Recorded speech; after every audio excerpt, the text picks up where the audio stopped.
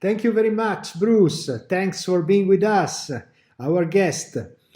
Art is exploding, considering new field of action. With the help of computers, the artist is changing her or his role. He may be a director, a planner, a designer, a provocateur of the machine sometimes. What do you think about this scenario? Well, it has advantages and it has disadvantages. Like if when you have these digital means of production, suddenly you can do all kinds of different things using the same platform. But also, it's not clear what the goal is and kind of what the professional ladder is. I mean, it used to be you would start as a student and then you become an apprentice and then you become a journeyman and then you become an artist and then you become a curator and then you might meet some rich collectors and eventually you end up running the museum, right? Okay, when you can do anything at any time in any place, it's not clear what to do next, right? So you see a lot of rather confusing kind of efforts that are like very ingenious, but often don't seem to amount to very much, right? It's like it's very easy to kind of do things yourself, but it's harder to make an established career. And the dialogue between art and technology is getting deeper and deeper now. Which are the main benefits that this discipline can give each other? Well, I'm extremely interested in this, and I always have been, and I'm very sympathetic toward its limits, and I actually like the parts that don't make very much sense. But now that we have this pandemic, we have a very new social situation where basically all forms of culture are digitally mediated. Like you can't go to the gallery opening. You can't go to have a glass of wine somewhere. Events like Paratissima and Artissima are very difficult to have, and even digital events like Ars Electronica and Lens are now like spread online, and I find that disturbing. I mean, it used to be that there was like the art world and the electronic world, but now the whole art world has been shoved through the screen, and there's something traumatic about it because everything's electronic. But it also like harms people's feelings and like damages the society because we're living during a massive disaster. And with AI and deep learning, it is changing also the idea of interacting with other kind of intelligence, also from the artistic point of view. Did you have the chance to reflect about the artistic possibilities given by these tools? We have because in the last issue of Share Festival we received rather a lot of artificially intelligent artworks. And like you have to decide which are the good ones and which are the bad ones and which are the interesting ones and which are the boring ones. And it's new in some ways, but also like old in other ways. And it reminds me of the early days of digital video, where it was very difficult to do it at all. So if somebody sent you in something, it'd be like, wow, it's digital video, it's like, but that excuses a lot of bad artwork, right? So there's a lot of AI art showing up, and a lot of it tends to do the same kinds of tricks, which is like amazing the first time you see it, but by the 10th time you see it, it's kind of stale. I mean, it's dull, right? And it has, I mean, it's like a trick that's 5 or 6 years old, and it's gotten a little better, but it's not really spectacularly better. It's like a Windows 95 screensaver, right? I mean, if you saw the early screensavers, they were very artistic. It's like, it looks like Van Gogh. It looks like Mondrian. But, it isn't Van Gogh, and it isn't Mondrian. And, yeah, I mean, So the marvel goes away rather quickly. With that said, I'm extremely interested in neural nets. They're not artificial general intelligence. They're not real artificial intelligence. They're a different thing, and they're limited in what they can do, but they can do new things. They really have potential to do exciting and different stuff. And they're one of the most exciting things that's happened in technology art in the past 5 or 6 years. And cross-media projects, artistic projects, are often the most intriguing in art. Which are the languages and the trends that you consider most promising in art? Well, it used to be that if you had transmedia, you would have like analog media, digital media. So you'd like do a painting and then you'd like do the JPEG of the painting. But we're now, during the pandemic, there's kind of no trans left. I mean, it's all just smashed into digital, kind of violently, crushed. So it's like everything's thrown into a blender and you kind of push the button on high and everything's turned into a kind of transmedia soup. And that's actually kind of painful. I mean, like, if you want to be a good photographer and like do art photography, like doing transmedia art photography doesn't really help you very much. I mean, you're better off understanding things like focal length, exposures, things that photographers have been working on for 100 years. But when you think, okay, this is just some kind of plug and play component, suddenly all the interest is gone. This is, it becomes, everything is flattened and kind of turned into a stew, and that's not good for the art world.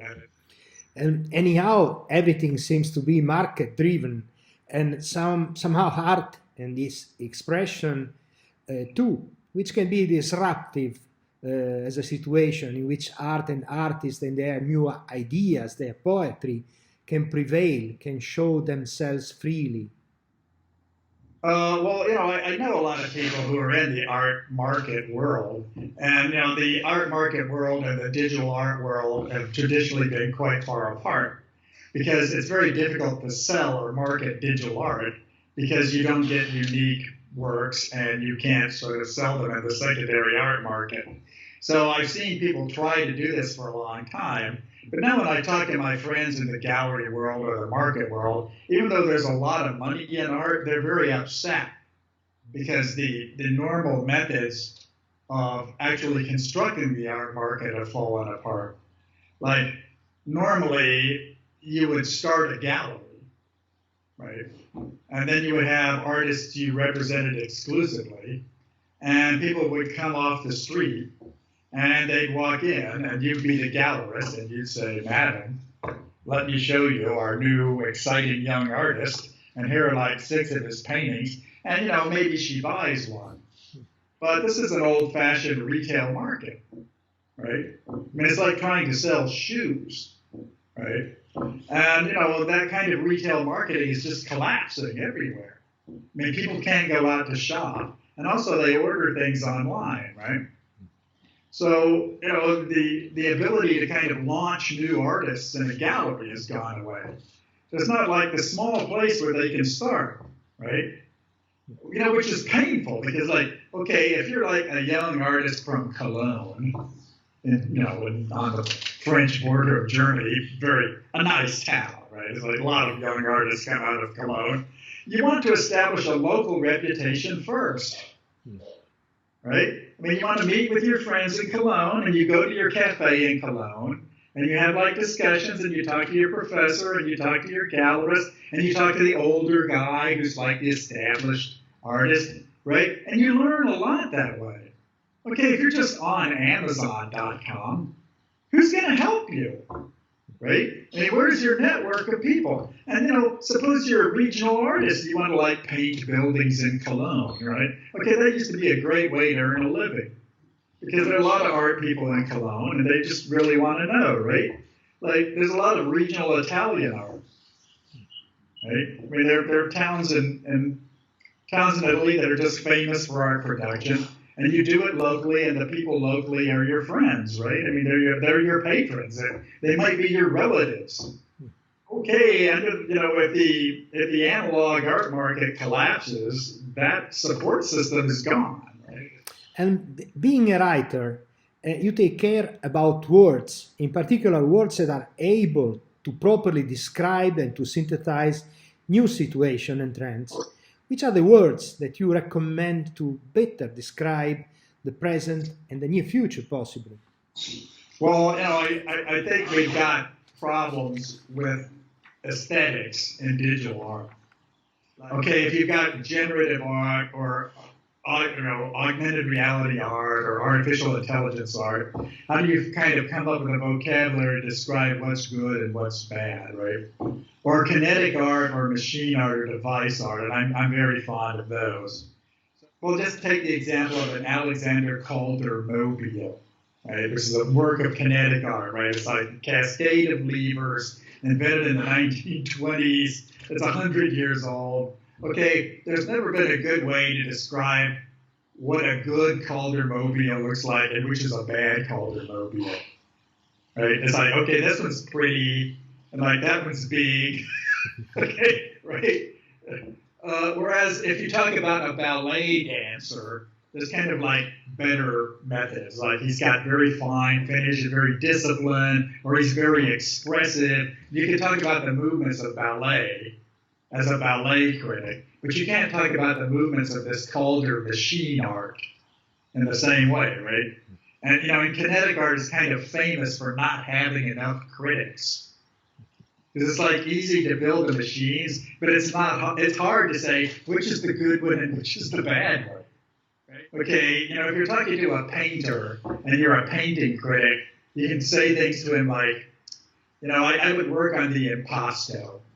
It's like learn how to let the oil dry and then paint over the oil, and then you can get certain things, right? Okay, there's like an established kind of vocabulary of what to tell a painter. Right? Or even what to tell a filmmaker. So you can work on the mise-en-scène, right? Or you need better set design, right? But if you're talking to a guy who's trying to build art machines, it's very difficult to tell him anything that he can sort of take home and think about. And could we imagine the future of art if, for example, it will be more democratic and participated as a field of action, distributed all over the world, or it will necessarily involve more of our senses, or what else? Well, there's a lot of art which really is very democratic and distributed all over the world, like street art is like that, right? So you think anybody can go out and commit vandalism? You break the law and you take out a stencil and so forth. So you think, okay, this is very easy, it's very cheap to do, it's not super fancy, so everybody's going to be equal. But that's not how it actually works. I mean, in the world of contemporary street art, there's sort of Banksy and everybody else. I mean, why is Banksy 1,000 times more famous than any other street artist, right? I know quite a few street artists in Torino, which has a rather lively street art scene. And there's 5 or 6 guys who are pretty good. And they probably could have been as famous as Banksy. Except how would you promote them? It's it's kind of a historic accident that Banksy has all the credibility in a situation that seems very democratic. So, I don't think that democracy really helps. And I remember that the autobiography of the actress Simone Signoret was called Nostalgia Isn't What It Used to Be. Right. In front of our current uncertainties, can we say that our future isn't what it used to be? How can we look straight in the eyes of the future? How can we prepare better our journey through it? Well, that's quite an interesting question because, this has not been a happy century. Since 9/11 in the year 2000, there's been body blow after body blow. I mean, there's been a couple of economic depressions, a lot of terrorism, several wars, all kinds of austerity, growing anti-democratic repression, and now like anti-globalization and kind of like breakups of this, that, and the other. So, sometimes it just gets very bad, and what you need to understand there is like get some kind of historical awareness, right? I mean, it might be that the 1990s was like our Belle Epoque, and we've had a series. I mean, the 1890s was a very interesting period, but then when the 20th century opened, after the First World War, there was just like a long, dark period. I mean, there was the war, there was between the wars, there was the Second World War, and it was just really, it was just a sinister time. Maybe we'll have to wait for the 2050s to like come out of our difficulty. But having said that, the 1930s, although they were a very dark period, were a very rich artistic period. Like the 1930s in Paris, like Montparnasse, Montmartre, was probably the greatest physical gathering of great artists since the Renaissance. There was just tremendous stuff going on in Paris in that period. And it didn't end well. I mean, a lot of those guys were scattered to the winds by the Nazis. Paris was invaded, and their scene was tragic. But nevertheless, there were some. I mean, Cubism was invented there. There was just a ton of kind of very cool stuff going on, super inventive, and still very much respected. So we hope that art and beauty could save the world at last. Well, I would just say that art is not necessarily something. I mean, great art doesn't happen during nice times. Yeah. Thanks a lot, Bruce. Thanks. Take care. All right. Good Ciao. luck. Our best at Torino. Ciao, grazie.